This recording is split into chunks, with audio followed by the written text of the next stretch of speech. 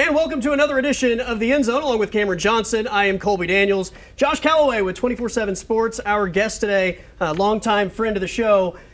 I don't know where to start because we're in the middle of a historic NBA Finals. The World Cup is underway, and the Sooners are headed to Omaha in the College World Series. Holy cow, we have more than enough content going on right now, but it's got to be, the College World Series. Josh, I know you've been there before. For anybody, rooting interest or not, that hasn't been a part of that scene in Omaha, it is one of the great spectacles in all of sports. It really is. I've been fortunate to cover cool stuff and attend cool stuff. So we had the NBA Finals just here last year.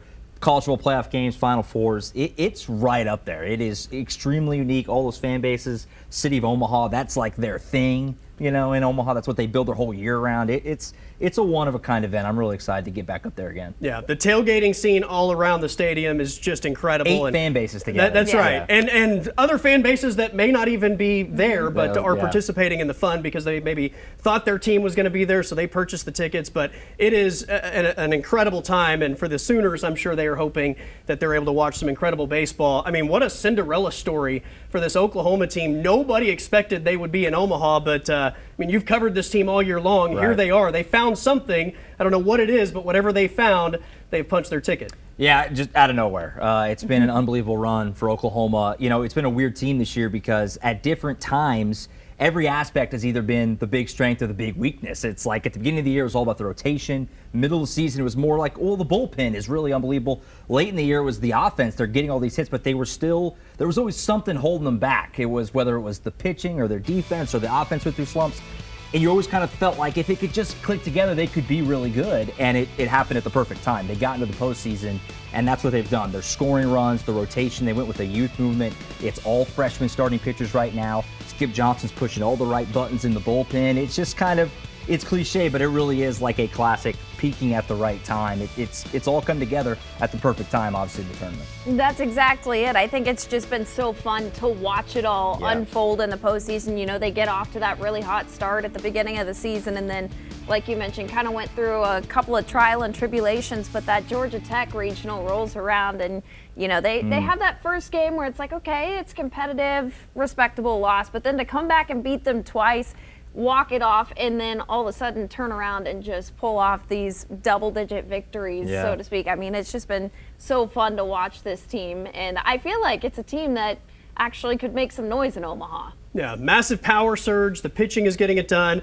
Obviously, the draw is really interesting. They're going to face Alabama to kick things off, and they're like in a mini SEC tournament, if you will, with Georgia and Texas on the other side of that thing. But what do you think of the draw? Obviously, from an odd standpoint, they are the underdog of those 4 teams to make it to the championship series. But what do you make of both the draw with Alabama to open things up and then obviously Texas and Georgia? Yeah, they're going to be the underdogs again, just like they were in Atlanta, just like they were to a lesser degree, but still underdogs in Lawrence. Like you said, if people aren't familiar, they're more used to the softball one. The two sides don't merge in baseball. So those 4 SEC teams, that essentially is going to be a regional in Omaha. So like you said, it's basically a mini SEC tournament with them, Alabama, Texas, and Georgia. And it'll be really tough again. They'll be doubted again. They'll be underdogs. They're used to that role. They did play Alabama in the regular season. They played 2 out of 3, or Alabama took 2 out of 3 in Norman back in early April. What's key about that is that Cord Rager, who likely is going to start on Saturday, did not pitch in that series. He was banged up at the time. That's nice. Alabama has not seen him. That's a nice little feather in your cap.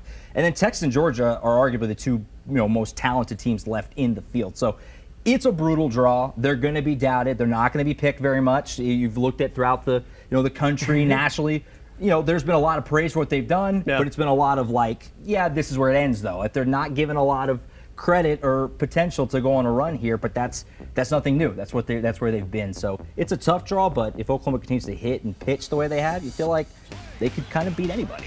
Is there one X factor that you feel like has allowed this run to happen? Is there one thing you can put your finger on, or as Skip Johnson even mentioned, what he feels like that magic button was? Yeah, for me, it's a kind of a simple analysis, but they're putting the ball over the fence, which they did not do earlier in the year. The stat which blew my mind is that they've hit 35 home runs in the last 13 games. That's 41% of the total for the season.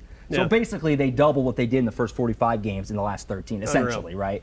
And so, hey, it's obvious, but when you can go get 2, 3, 4 runs in one swing as opposed to having to string them together, string hits together, that's a huge difference, and they're doing that in spades right now. In Lawrence, up and down the lineup, 1 through 9, everyone's hitting for power, everyone's barreling up the baseball, and that's resulted in a lot of runs, and you pair that with the way they've been pitching, and they're winning a lot. There you go. Oklahoma, Alabama at 2 o'clock on Saturday, and they will play on Monday, win or lose. It could be an elimination game at 1 o'clock, or it could be in the winner's bracket at 6 in p.m. Omaha, on Monday. potentially. That would be incredible, especially Please. under the lights on the winner's bracket. Yeah. That would be wild. Again, the College World Series is one of the great things about college sports. What is not one of the great things about college sports is this Brendan Sorsby situation in Lubbock, Texas. The Texas Tech Red Raiders quarterback who was suspended for gambling, goes to gambling rehab, which I've never really heard of, but it's a thing apparently. He has been granted an injunction to have eligibility this season, and it has pretty much turned college football on its head.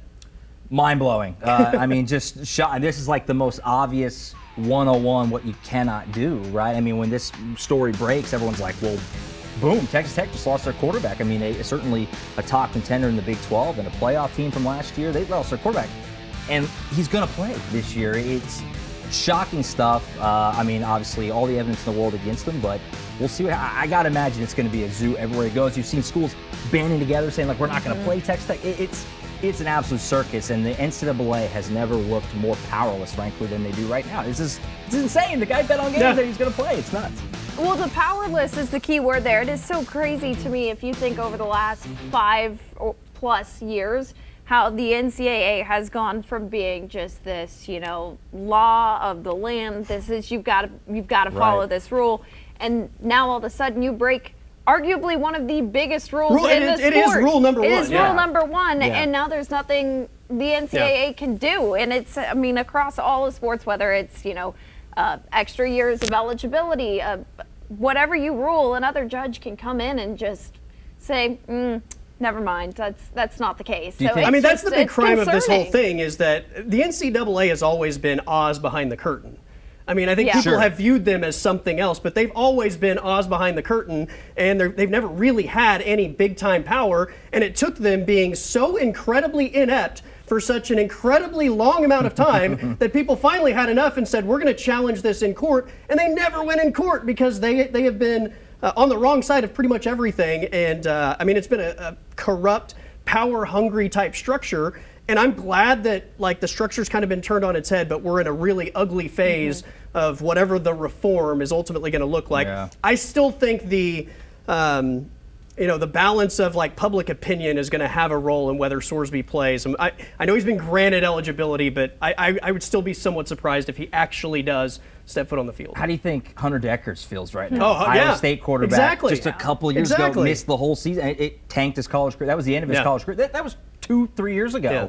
And you look up same situation. Sorsby's not going to miss any time. Yeah. 2 games on a self-imposed. That would be it right now. Texas Tech could really use a giant distraction that social media could pile on to Please somebody go to else. something They else, probably yes. wish the Thunder were still in the playoffs because everybody would still be piled on to SGA, which takes us to our next point. We're going to talk about the Thunder on the other side of the break. Sam Presti defended SGA in his end of season press conference.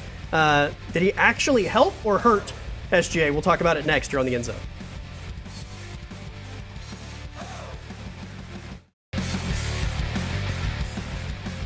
Welcome back to the End Zone. Josh Calloway, our guest this week, along with Cameron Johnson. I am Colby Daniels. The NBA Finals right now going on. An incredible series, which we will get into in a moment. But I'm sure there are Thunder fans that are having a hard time watching this series because the Thunder are at home. Earlier this week, Sam Presti held his end-of-the-season press conference. There were a lot of good things said in that thing. The one that has gained the most national traction is his comments about the SGA drawing fouls narrative. A lot of people don't like, I think, a lot of what Sam Presti had to say, so take a listen. Relative to Shea and the narrative on that, he's playing against 6 people. He's got 5 defenders, and the 6th defender is social media. And, that's a reality. And he's not going to be the last player that the machine decides to target. But no one's going to handle this gracefully. Because when they turn it on somebody else, they're not going to step up there every night and not acknowledge it. So if we're just talking about trying to draw fouls, well, every other great player in the NBA, it's part of the game is drawing fouls. I mean, and, you know, he drew 415 fouls this year. 11 were challenged. He's tied for 8. He's tied with Embiid for 8 and 9 in terms of number of fouls drawn in the season. 6 and 7 are Jaylen Brown and Wembanyama. So that's kind of the group of players that he's in. But I understand if you listen to the narrative, you'd think he's 1, 2, 3, 4, and 5. The narrative was absolutely crazy. I like everything he said, except for maybe that he's playing against 6 people, which is the part that people have run with. Like, I don't know that Shea needed him to say, like, that Shea is battling social media, because Shea doesn't even acknowledge it, really. 100%. I thought the same thing. You know, I love the thing that stuck out to me the most was him talking about how few people would be able to handle it as gracefully as Shea does, which is the truth. That always stands out about it to me is how well Shea handles all the questions post game about his flopping or what Dylan Brooks was saying in the Phoenix or whatever. And he'd always it seems to just slide off his back at a shockingly high level. It's ridiculous. The challenge numbers, Presti was prepared as always, and I thought, you know, he nailed it. Yeah, interesting situation, which, again, isn't going anywhere anytime soon. No. And when the NBA season kicks up again, I'm sure Shea will be in the crosshairs. But, yeah, I didn't know that part of the comment really helped Shea. And because so many people have played that, I think they've missed the rest of the context of his comment. But, you know, he's spot on. Everybody looks to draw contact, and, you know, it's absolutely ridiculous. Speaking of the NBA Finals, though, like, this series is unbelievable. Historic comeback. Biggest comeback in NBA Finals history for the Knicks in Game 4 at Madison Square Garden. The scene there was absolutely electric. Who knew that the Spurs were going to get through the defending champion OKC Thunder in a Game 7 at Loud City and then show their nerves in the NBA Finals against the Knicks? Like, the inexperience finally showing up, and it took all the way to the NBA Finals. I kind of thought once they got past the Thunder that maybe they were just going to move past this inexperienced thing, but the youth is starting to show, and the Knicks' grittiness has obviously been the difference maker in 3 of these 4 fourth quarters. Yeah, that's what's really stuck out to me, and that was a big reason why I didn't think they would beat the Thunder, was just the youth and the inexperience, and it blew my mind the whole series, just how poised they were in Oklahoma City, and all these big moments, down 3-2, you know, in the series with OKC to come back and win it. But it finally, they wilted in Game 4. They wilted, they looked tired, and they looked tight. Despite that huge lead, they just, you know, the offense was so bad, settling for 3 so much. I thought Wemby got tired again, which we talked about a lot in the Thunder series. It's just shocking, and that's one. That's a game when you're up 29, the chance to go 2-2 coming back home, and you blow it. That can mess you up mentally for a while. So very curious to see how they bounce back the rest of the series and beyond. I do think. Either of you taking the Spurs to wrap this thing up? I think San Antonio could push it back to New York. Is that what you're asking? Game 5? Yeah. I think. Okay, it's not so soul-crushing that they can't at least win it. No. They've responded a million times. I mean, it's brutal, but never like this, though. I kind of think they maybe can push it back to New York for Game 6. I don't know. We'll see. We'll see. All right, we got to take a timeout. We have a World Cup edition of Moving the Chains next here on the End Zone.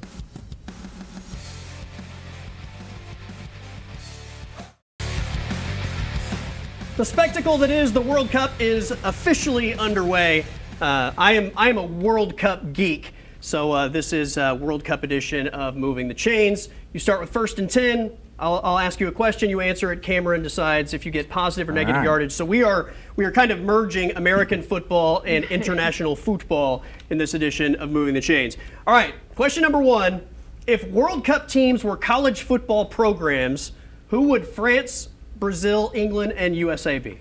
Yeah, so I'm going to use like historic for this, okay, not as much current. For sure. Brazil, that's Alabama. They have all the hardware, all the championships. I like them. They have the most titles, so I like them for Alabama. England, I think they're Notre Dame. A lot of history. That's what I went with. Kind of magic, you know, the tradition. Not a ton of recent success, though, you know, that sort of thing. France, I think, is Texas. They're kind of like, I don't know, a little bit of that pompous, a little bit of an arrogance, you know, there.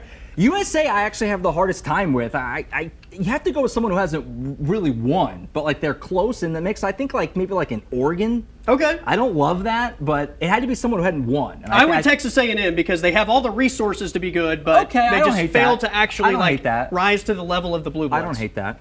I like that more than where my head immediately went, because you say a team that hasn't won a lot, and I'm like, well, you think, Arkansas is a team. I'm not comparing them to Arkansas, but they're a team that, historically speaking, they're just like right there, especially this past season. They almost win a lot of these games, and if they get it clicking at the right time. But I like Texas A&M more than Arkansas. But yeah, give you a pick up a 4 on that. Okay, one. and disappointing their fan base.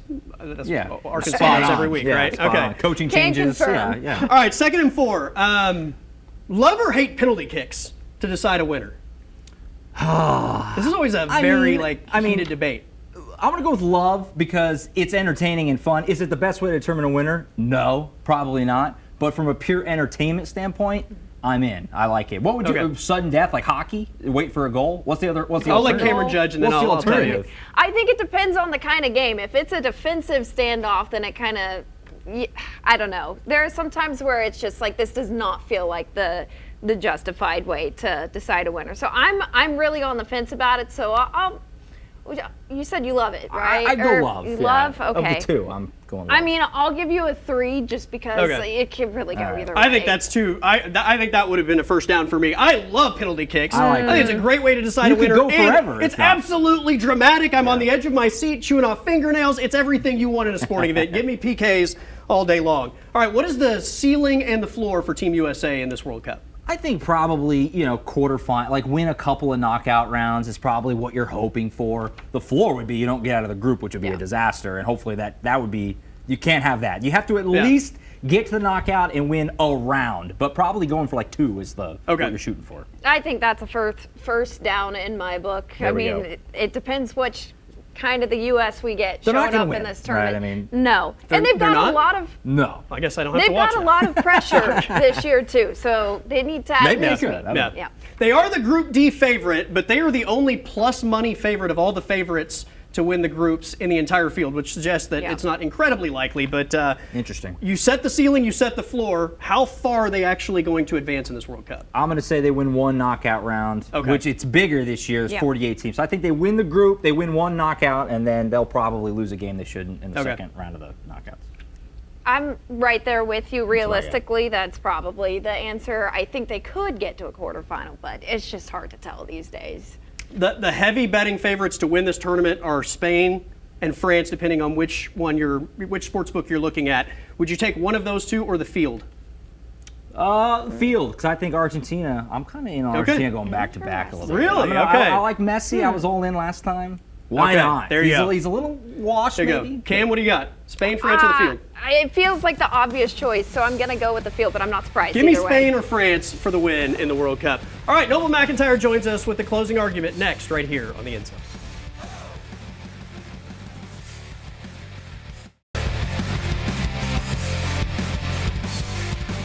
All right, welcome back one final time. It is the closing argument with Noble McIntyre. I am Colby Daniels.